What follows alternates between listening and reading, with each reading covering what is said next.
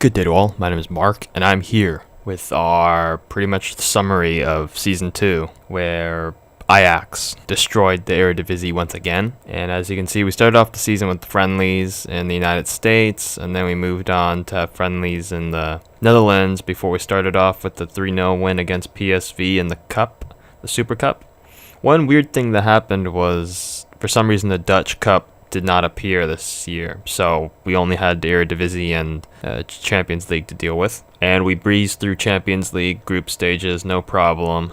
And then we played against Atletico Madrid in the first knockout round, where we did defeat them in the home leg 3-0. Casieta with the hat trick, and that overturned our 1-2 loss to Atletico Madrid. But unfortunately, against Barcelona, we lost the first game at home 1-2, and then we lost the away game 1-0 to Barcelona, and we were undefeated in the Eredivisie. Of course, fairly unrealistic, but I managed to do it. We outscored the opposition 88-9, and we won all our matches. Second place was PSV with 73 points. They have a very weird way of taking care of business in the Eredivisie with playoffs and whatnot for the Euro Cup spots.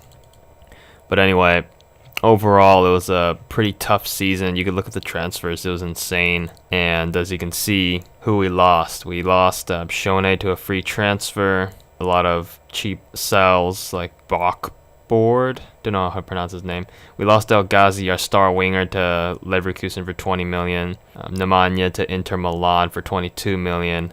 Dan Kerlui, our right back. We lost Bowser. Some loans. We lost Kluivert. He was supposed to be our star right winger in the making, to Manchester City. Matthias de Ligt, I think that's how you pronounce it. He got moved on to Arsenal. He refused to stay, which almost all these guys refused to stay. So I have no intention of letting them go. It's a pain, but you got to bow to the powerful, I guess. As well as the player. All the players want to leave as well. Zeebly didn't even stay. He stayed for a couple months. Left from Manchester United, I mean. Dolberg, the minimum release clause was met. 24.5 million from Tottenham. Tottenham also bought Eiting, pretty much our central midfielder for the future. And we lost Kai. Do not know how to pronounce this, but he also went to Tottenham as well. Now at the end of the season, Zayik got his move to PSG for 30 million.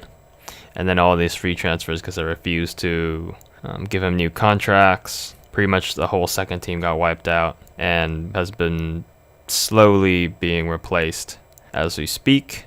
And Sinkgraven went to West Brom for 10.5 million, and Sergi Palencia went to Dortmund for 17 million, which is a pretty big deal. And then in terms of the huge incoming signings, we got Traore from ASEC for 2 million, Jorge from Tenerife for 3.9 million, Good Godwin on a free, Lazarus for 50k, and Lincoln 10 million.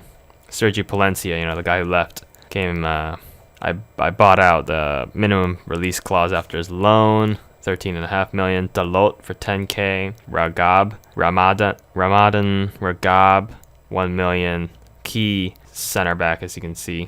He did play quite a bit for us last season, 19 matches, solid player. Then we got Cooper, another youngster from South Africa, Theo Di Stefano, Andres Cubas, and on and on. We got Sergio from Portugal for $500,000, and he's pretty much a left back for the future. Celso, center back from Brazil, the most costly signing to date for 15 million.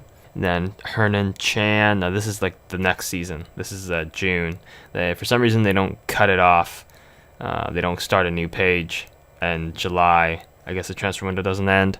And we got a bunch of star youngsters. Moon Chang-yub from South Korea. Hopefully he'll be a great striker. Supposedly 5 stars, right? So who knows? I picked up a striker from Norway and a Nigerian player. I do not know how to pronounce that. It's Enike Peno Udo. And then we got Fabricio Carlos from Brazil, a central midfielder. Then we got Mosca, another central midfielder from Brazil.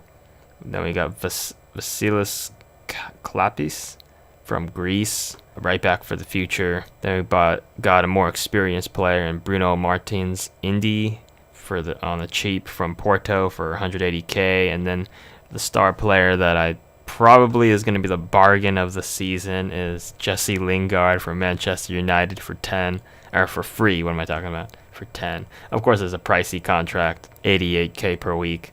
I think probably the most highest paid player, I believe. But yeah, he's pretty much been left out of the Manchester United squad. It's quite interesting. You would think they give chances to their star players, no? But I suppose that's what happens when you play for a big team. You usually get disregarded, which is saddening, but it is a reality that a lot of players face. Look at this fool, Zibli. Traded us for big money, hasn't played a game. Oh, I guess he's played a lot of cup games, but besides that, not really much of a first-time player. Sanchez as well ditched us. Oh, look what happened. You got transfer listed. I have no intention of acquiring him. Usually don't really acquire players that leave. But yeah, most of their players are set. And yeah, going over the transfers, it's going to be tough, that's for sure. Pretty sure I'm going to lose more players this season, so we're not going to get ahead of ourselves here, obviously. And other transfers that have been going on are Abdel Gawad. Got him for 900k from Egypt as well. He'll be rolling in January.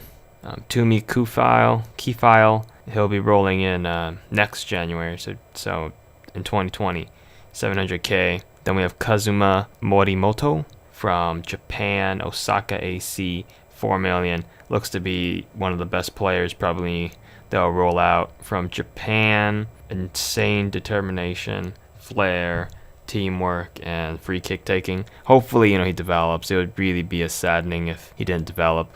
And another Japanese player, Hiroshi Onishi, a goalkeeper, solid goalkeeper, at least initially. Who knows, maybe some people don't develop, but he should develop since he's a professional personality. Morimoto is as well. Professionals. And overall, it's going to be a tough season.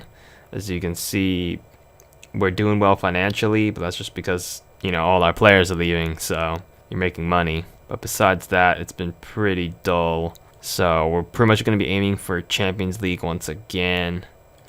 As you can see, last year, Barcelona defeated Dortmund for the Champions League, and I hope to make it a little bit farther than last time. So we got defeated in the quarterfinal. First season, we got defeated in the knockout rounds. And my goal is to not be defeated in the quarterfinals, obviously. And hopefully we will ride high and move into the semifinals one step at a time. Because this team has just got wrecked from transfers this last season as well as probably this season.